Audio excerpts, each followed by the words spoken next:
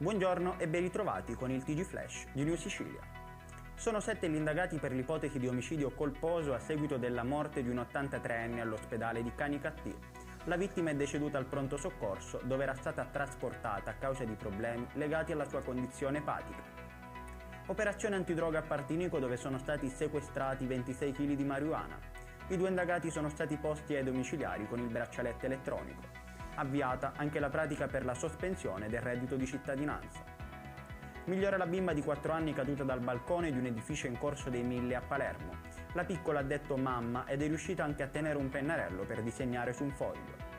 Arrestato ladro funambolo a Bronte, il 53enne si è arrampicato fino al secondo piano di un edificio per rubare, poi ha tentato la fuga calandosi da un tubo pluviale ma è caduto e ha trovato i carabinieri pronti ad arrestarlo. È in programma questa mattina, 11 giorni dopo il decesso, l'autopsia sul corpicino di Gioele, il bimbo di 4 anni morto al di Cristina di Palermo lo scorso 17 agosto. Subito dopo la salma verrà consegnata ai familiari per i funerali. Ed è tutto per questa edizione, il prossimo appuntamento sarà questa sera alle 19:30.